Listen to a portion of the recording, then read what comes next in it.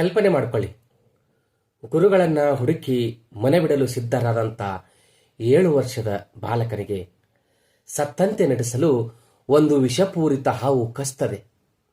ಬಾಲಕ ಸತ್ತು ಬಿದ್ದಾಗ ಆತನ ತಾಯಿ ಕರುಣೆಯಿಲ್ಲದ ಶಿವನಿಗೆ ಬೆಂಕಿ ಬೀಳಲಿ ಅಂತ ಶಾಪ ಹಾಕ್ತಾಳೆ. ಆಗ ಸಾಕ್ಷಾತ್ ಈಶ್ವರನೇ ಜಂಗಮನ ವೇಷದಲ್ಲಿ ಬಂದು ಸತ್ತ ಸರ್ಪದಿಂದಲೇ ಮರಳಿ ವಿಷವನ್ನು ಹೀರಿಸಿ ಆ ಮಗುವನ್ನು ಬದುಕಿಸ್ತಾನೆ.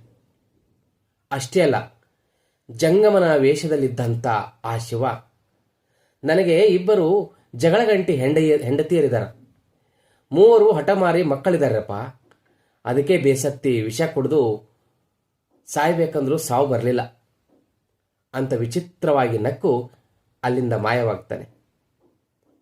ಇವತ್ತು ನಾವು ಶ್ರೀ ಸಿದ್ಧಾಢ್ರ ಚರಿತ್ರಾಮೃತ ಗ್ರಂಥದ 4ನೇ ಅಧ್ಯಾಯದ ಸಂಪೂರ್ಣ ರಹಸ್ಯವನ್ನು ತಿಳ್ಕೊಳ್ತಾ ಇದ್ದೀವಿ. ಸಿದ್ಧಾಢ್ರ ಗೃಹತ್ಯಾಗ, ಆ ದಿವ್ಯ ಕಥೆಯನ್ನು ಪ್ರತಿಯೊಂದು ಸಾಲು ಬಿಡದೆ ನಿಮಗೆ ತಿಳಿಸಿ ಹೇಳ್ತೀನಿ. ಇಲ್ಲಿವರೆಗೂ ತಾವು ನನ್ನ ಚಾನಲ್ ಸಬ್ಸ್ಕ್ರೈಬ್ ಮಾಡದೇ ಇದ್ರೆ ದಯವಿಟ್ಟು ನೀವು ನನ್ನ ಚಾನಲ್ ಸಬ್ಸ್ಕ್ರೈಬ್ ಮಾಡಿ. ಸಿದ್ಧಾಢ್ರ ಚರಿತ್ರೆ ಎಲ್ಲರಿಗೂ ತಲುಪಿಸೋಣ, ಅದಕ್ಕೆ ತಮ್ಮ ಸಹಾಯ ಕೂಡ ಮುಖ್ಯ. ವಿಡಿಯೋ ಮುಗಿದ ತಕ್ಷಣ ಓಂ ನಮಃ ಶಿವಾಯ ಅಂತ ಕಮೆಂಟ್ ಬಾಕ್ಸ್ನಲ್ಲಿ ತಿಳಿಸಿ. ಕತೆ ಶುರು ಆಗದೆ ಹೀಗೆ ನೋಡಿ. ಸಿದ್ಧರ ತಂದೆ ಗುರುಶಾಂತಪ್ಪನವರು ಶಿವಭಕ್ತರು, ತಾಯಿ ದೇವಮಲ್ಲಮ್ಮ. ಇವರ ಕುಲಗುರುಗಳು ವೀರಭದ್ರ ಸ್ವಾಮಿಗಳು. ವೀರಭದ್ರ ಸ್ವಾಮಿಗಳನ್ನು ಮನೆಗೆ ಕರೆಸಿ ಅವರು ಯಾವಾಗಲೂ ಪೂಜೆ ಮಾಡ್ತಾ ಇದ್ರು. ಕೂಡಲ ಸಂಗಮ ದೇವರ ವಚನಗಳನ್ನು ಕೇಳ್ತಾ ಇದ್ರು. ಆಗ ಗುರುಗಳು ಧನ, ಕನಕ, ವಸ್ತ್ರ, ಸ್ತ್ರೀ, ಪುತ್ರ, ಪಂಚಭೂತಗಳು ಹಾಗೂ ಸೂರ್ಯಚಂದ್ರರೆಲ್ಲರೂ ಮನಸ್ಸಿನ ಕಲ್ಪನೆಯಲ್ಲಿ ತೋರುವ ಕನಸಿನ ವಸ್ತುಗಳಿದ್ದಂತೆ, ಇವೆಲ್ಲವೂ ಮಿಥ್ಯ, ಅಸತ್ಯ ಎಂದ ಬೋಧನೆ ಮಾಡ್ತಾರೆ. ತಾಯಿ ಪಕ್ಕದಲ್ಲಿ ಆ ಬಾಲಸಿದ್ಧ ಕುಂತ್ಕೊಂಡಿರ್ತಾನೆ. ಸಣ್ಣ ವಯಸ್ಸು. ದಿಗ್ಗನೆ ಎದ್ನಿಂತು ಗುರುಗಳಿಗೆ ನಮಸ್ಕಾರ ಮಾಡಿ, ಗುರುಗಳೇ, ಆಕಾಶವು ವ್ಯಾಪಕವಾಗಿದ್ದಾಗ ಅದು ಮನಸ್ಸಲ್ಲಿ ಹೇಗೆ ಉದಯಿಸಿ ಲಯವಾದಿತು ಅಂತ ಬಹಳ ವಿನಯದಿಂದ ಕೇಳ್ತಾರೆ. ಚಿಕ್ಕ ಮಗುವಿನ ಈ ನ್ಯಾಯಶಾಸ್ತ್ರದ ಪ್ರಶ್ನೆಗೆ ಗುರುಗಳೇ ಚಕಿತರಾಗ್ತಾರೆ. ಮಗನೇ, ಇದಕ್ಕೆ ನ್ಯಾಯಶಾಸ್ತ್ರ ಬಲ್ಲ ಸದ್ಗುರುಗಳೇ ಸಮರ್ಪಕ ಉತ್ತರವನ್ನು ನಿನಗೆ ನೀಡುತ್ತಾರೆ ಅಂತ ಗುರುಗಳು ಹೇಳ್ತಾರೆ. ಗುರುಗಳ ಮಾತನ್ನ ಕೇಳಿದಂತ ಸಿದ್ಧರು, ಈಗ ನಾನು ಗುರುಗಳನ್ನು ಹುಡುಕಬೇಕಲ್ಲ. ಮನೆಯಲ್ಲಿದ್ದಂಥ ವೀರಭದ್ರ ಸ್ವಾಮಿಗಳು ಹೇಳಿದ್ರು, ನೀನು ನ್ಯಾಯಸಮ್ಮತದಂಥ ಗುರುಗಳನ್ನು ಹುಡುಕು ಅಂತ ಹೇಳಿದ್ರು ಅಂದ್ಕೊಂಡು ವಿಚಾರ ಮಾಡಿದರು. ಆದರೆ ತಂದೆ ತಾಯಿಗಳು ಒಪ್ಪೋದಿಲ್ಲ.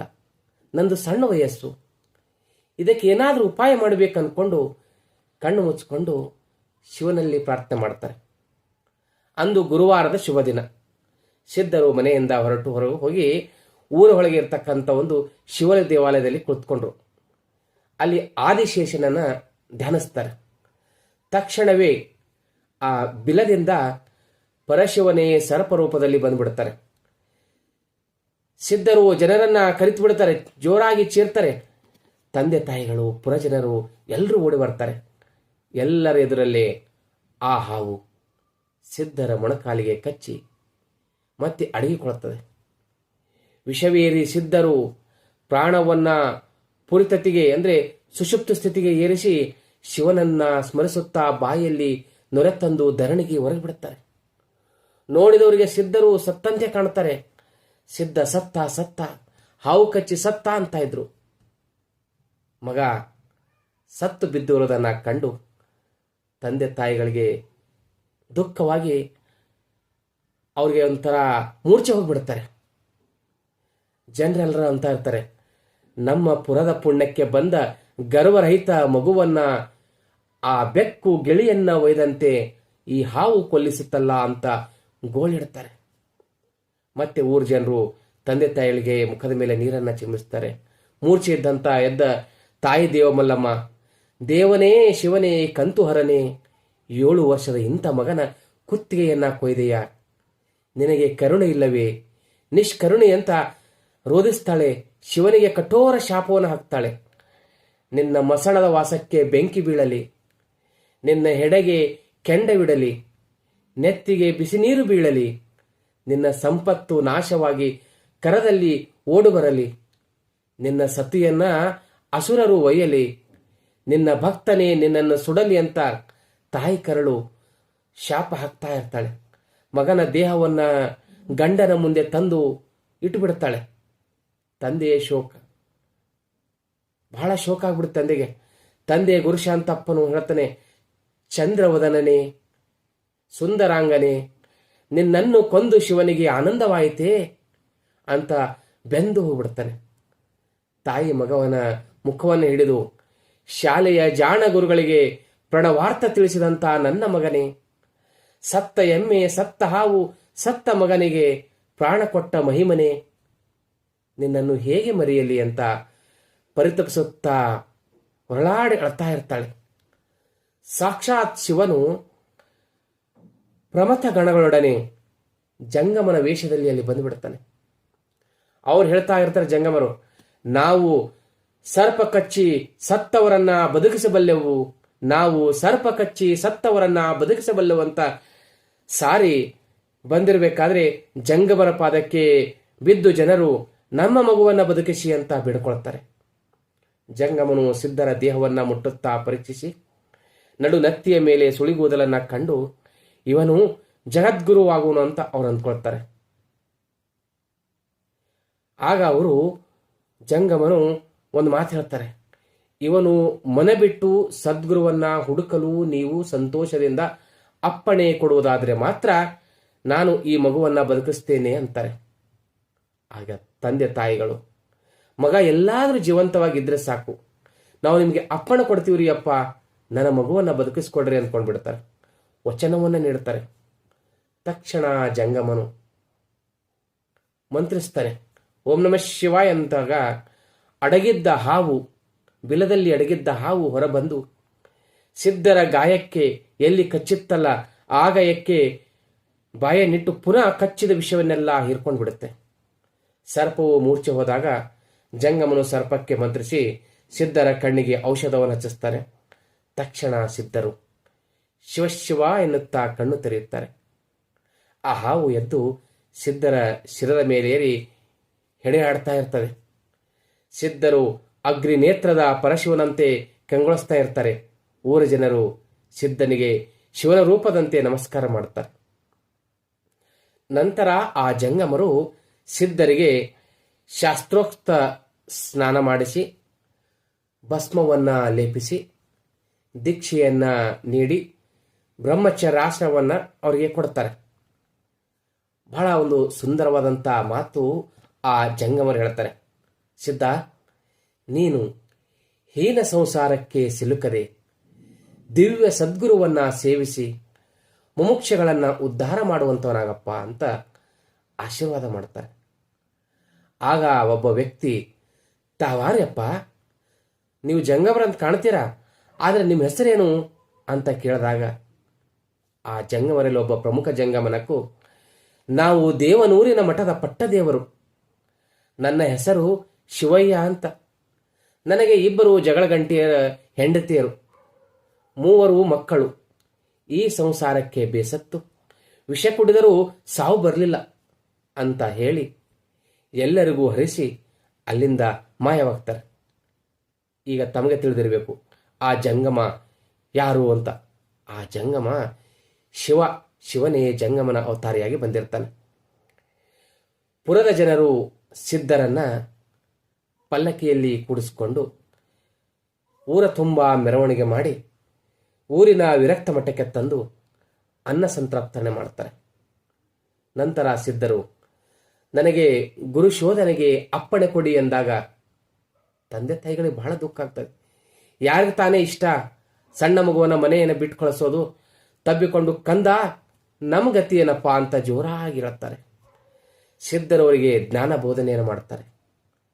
ತಂದೆ ತಾಯಂದರೆ ಸುತನು ನನ್ನವನೆಂಬ ಮಮತೆಯು ಭ್ರಾಂತಿಯನ್ನ ಹುಟ್ಟಿಸಿ ಶಿವನಾಮವನ್ನ ಮೆರೆಸುತ್ತದೆ. ನಿಜಗಣರು ಹೇಳಿದಂತೆ ಮಮಕಾರಕ್ಕಿಂತ ದೊಡ್ಡ ಬಂಧನವಿಲ್ಲ, ಅದು ದುಃಖದ ಮಡುವಿನಲ್ಲಿ ಮುಳುಗಿಸುತ್ತದೆ. ಶಿವನನ್ನ ಸ್ತುತಿಸಿ ಸಂತೋಷದಿಂದ ನನ್ನನ್ನು ಕಳಿಸ್ಕೊಡಿ ಅಂತ ಅಂತಾರೆ. ಸಿದ್ಧರ ಹಿತೋಪದೇಶವನ್ನು ಕೇಳಿ ತಂದೆ ತಾಯಿಗಳು ಮತ್ತು ಮಗನು ಆ ಇದ್ದಂಥ ಊರ ಜನರೆಲ್ಲರಿಗೂ ಸಂತೋಷ ಆಗ್ಬಿಡ್ತದೆ. ಮತ್ತೆ ತಂದೆ ತಾಯಿಗಳು ಹೇಳ್ತಾರೆ, ಮಗನೇ ನೀ ನಾಳೆಗೊಂದು ದಿನ ಇದ್ದು ಊಟ ಮಾಡಿ ಹೋಗಪ್ಪ ಅಂತ ಅಂದಾಗ ಸಿದ್ಧರೇನು ಅಡ್ಡ ಹಚ್ಚಲಿಲ್ಲ, ಆಯಿತು ಅಂತ ಒಪ್ಕೊಳ್ತಾರೆ. ಮತ್ತೆ ಮರುದಿವಸ ವಿರಕ್ತ ಮಠದಲ್ಲಿ ಮಂಗಳ ಸ್ನಾನ ಮಾಡಿಸಿ ಪಕ್ವಾನ್ನ ಭೋಜನದ ನಂತರ ತಂದೆ ತಾಯಿಗಳು ಮಗನಿಗೆ ಹೊದಕೊಳ್ಳಲಿಕ್ಕೆ ಒಂದು ಶಾಲು ನೀಡ್ತಾರೆ. ಮಗನನ್ನ ಬಿಗಿದಪ್ಪಿ ನಮ್ಮ ಗತಿಯೇನು ಅಂತ ಗೋಳಿಟ್ಟಾಗ ಸಿದ್ಧರು ಮತ್ತೆ ಹೇಳ್ತಾರೆ, ನಿಮಗೆ ಬುದ್ಧಿವಂತರಾದ ಮೊದಲನೇ ಇಬ್ಬರು ಮಕ್ಕಳಿದ್ದಾರಲ್ಲವಾ, ಅವರನ್ನೇ ನಾನೆಂದು ನೀ ತಿಳಿದು ಸುಖವಾಗಿರುವಂಥ ಸಾಂತ್ವನ ಹೇಳ್ತಾರೆ. ಮಾತಾ ಪಿತರು ನೀನು ಕುಲಪುತ್ರನಪ್ಪ ಎಂದು ಮೌನವಾದಾಗ ಸಿದ್ಧರು ಅವರ ಮೋಹಪಾಶವನ್ನು ಕಳೆಯಲು ಹೀಗೆ ಬೋಧಿಸ್ತಾರೆ, ಮನುಜ ಜನ್ಮದ ಲಾಭವೇನೆಂದರೆ ನಾನಾರು ಎಂದು ತಿಳಿಯುವುದು, ಗುರು ಸೇವೆಯಿಂದ ಜ್ಞಾನವನ್ನು ಪಡೆದು ಮೋಕ್ಷವನ್ನು ಪಡೆಯುವುದು ಈ ಜನ್ಮದ ಸಾರ್ಥಕತೆ. ಆರಿಗಾರು ಪುರಂದರ ವಿಠಲ ಎನ್ನುವಂತೆ ನನ್ನ ಕರ್ಮವೇ ನನ್ನನ್ನು ಹುಟ್ಟಿಸಿತು, ಕರ್ಮವೇ ಪವಾಡ ತೋರಿಸಿತು, ಕರ್ಮವೇ ಸರ್ಪದಿಂದ ಕಚ್ಚಿಸಿತು ಮತ್ತು ಆ ಕರ್ಮವೇ ನನ್ನನ್ನು ರಕ್ಷಿಸಿತು. ಯಾರಿಂದಲೂ ಪ್ರಾರಬ್ಧ ಕರ್ಮ ತಪ್ಪಿಸಲು ಸಾಧ್ಯವಿಲ್ಲ ಅಂತ ಬಹಳ ಸುಂದರವಾದಂಥ ಆ ಬಾಲಸಿದ್ಧರು ಮಾತನಾಡ್ತಾರೆ. ಸಿದ್ಧರ ಬೋಧನೆಯನ್ನು ಕೇಳಿ ಆ ಊರ ಜನರೆಲ್ಲರೂ ಸಂತೋಷದಿಂದ ಕೆಲವರು ವಸ್ತ್ರವನ್ನು ನೀಡ್ತಾರೆ. ವಸ್ತ್ರ ದಕ್ಷಿಣೆ ಗಂಧ ಪುಷ್ಪಗಳಿಂದ ಸಿದ್ಧರ ಪಾದವನ್ನು ಪೂಜೆ ಮಾಡ್ತಾರೆ. ತಂದೆ ತಾಯಿಗಳು ಆರತಿ ಬೆಳಗುತ್ತಾರೆ. ಆಗ ಸಿದ್ಧರು ತಮಗೆ ಬಂದ ದಕ್ಷಿಣೆಯನ್ನೆಲ್ಲ ತಾವೇ ಇಟ್ಟುಕೊಳ್ಳದೆ ಊರಿನ ದೈವಕ್ಕೆ ನೀಡಿ ಹಳೆಯ ದೇವಾಲಯದ ಜೀರ್ಣೋದ್ಧಾರಕ್ಕೆ ಬಳಸಿ ಅಂತ ಹೇಳಿಬಿಡ್ತಾರೆ. ಬಂದ ಬಟ್ಟೆಗಳನ್ನು ಬಡವರಿಗೆ ನೀಡಿ ಸರ್ವರಿಗೂ ಹಣ್ಣು ಕಾಯಿ ಕೊಟ್ಟು ಆಶೀರ್ವಾದ ಮಾಡ್ತಾರೆ. ಗುರು ಹಿರಿಯರಿಗೆ ನಮಸ್ಕರಿಸಿ ಗೃಹತ್ಯಾಗಕ್ಕೆ ಹೊರಡುತ್ತಾರೆ. ಸುಮ್ಮನೆ ಒಂದು ಕಲ್ಪನೆ ಮಾಡ್ಕೊಳ್ಳಿ, ಇಮ್ಯಾಜಿನ್ ಮಾಡ್ಕೊಳ್ಳಿ, ನಿಮ್ಮ ಮನೆಯಲ್ಲಿದ್ದಂಥ ಸಣ್ಣ ಮಗು ಸನ್ಯಾಸಿ ಆಗ್ತೀನಿ ಅಂತ ಮನೆಯನ್ನ ತೊರಲಿಕ್ಕೆ ಸಿದ್ಧ ಆದರೆ ಕಳಿಸ್ತೀರೇನು? ತೊರಲಿಕ್ಕೆ ಸಿದ್ಧವಾಗುವಂಥ ಈಗಿನ ಜನರಿದ್ದಾರೆ, ಕಷ್ಟ ಸಾಧ್ಯ. ಆದರೆ ಸಿದ್ಧರು ಅಂಥ ಮಹಾನ್ ವ್ಯಕ್ತಿಗಳು. ಸಿದ್ಧರನ್ನ ಬಿಟ್ಟಿರಲಾರದೆ ಸಿದ್ಧನ ಸ್ನೇಹಿತರು ಸೋಮ ಮತ್ತು ಭೀಮ ಇಬ್ಬರೂ ಸಿದ್ಧರ ಜೊತೆ ಹೊರಳಲಿಕ್ಕೆ ಸಿದ್ಧ ಆಗ್ತಾರೆ. ಊರ ಗಡಿಯವರೆಗೆ ಪುರದ ಜನರು ಸಿದ್ಧರನ್ನ ಬೀಳ್ಕೊಡ್ಲಿಕ್ಕೆ ಬರ್ತಾರೆ. ಅಷ್ಟದಿಕ್ಪಾಲಕರೇ, ಸೂರ್ಯಚಂದ್ರರೇ, ಕಾಳಿಕಾದೇವಿಯೇ, ನಮ್ಮ ಸಿದ್ಧನಿಗೆ ಜಯವನ್ನು ಕೊಟ್ಟು ರಕ್ಷಿಸಿರಿ ಅಂತ ಎಲ್ಲರೂ ಪ್ರಾರ್ಥಿಸಿಕೊಟ್ಟು ಕಳಿಸ್ಕೊಡ್ತಾರೆ. ಜಯತು ಜಯ ಸಚ್ಚಿದಾನಂದ ಜನಸಿದ್ಧ ಗುರುವೆ ಎಂದು ಮಂಗಳವನ್ನು ಹಾಡುತ್ತಾರೆ. ಇಲ್ಲಿಗೆ ಬಾಲಸಿದ್ಧಾರೂಢರು ಮನೆಯನ್ನು ತೊರೆದಂಥ ಈ 4ನೇ ಅಧ್ಯಾಯ ಮುಕ್ತಾಯವಾಗ್ತದೆ. ಈ ಸಿದ್ಧಾರರ ಚರಿತ್ರೆಯು ತಮಗೆ ಇಷ್ಟವಾಗಿದ್ದರೆ ದಯವಿಟ್ಟು ನೀವು ನಮ್ಮ ಚಾನಲ್ ಸಬ್ಸ್ಕ್ರೈಬ್ ಮಾಡಿ. ಕಮೆಂಟ್ ಬಾಕ್ಸ್ನಲ್ಲಿ ಓಂ ನಮಃ ಶಿವಾಯ ಅಂತ ಟೈಪ್ ಮಾಡಿ. ಹಾಗೆ ಎಲ್ರಿಗೂ ಶೇರ್ ಮಾಡಿ. ಸಿದ್ಧಾರರ ಚರಿತ್ರೆ ಎಲ್ಲರಿಗೂ ತಲುಪಬೇಕು. ಮತ್ತೆ ಮುಂದಿನ ನಾನು ನಿಮ್ಮನ್ನು ಭೇಟಿ ಆಗ್ತೀನಿ. ನಾನಿದ್ದೀನಿ ನಿಮ್ಮ ಅರುಣ್. ಶರಣಾರ್ಥಿಗಳು.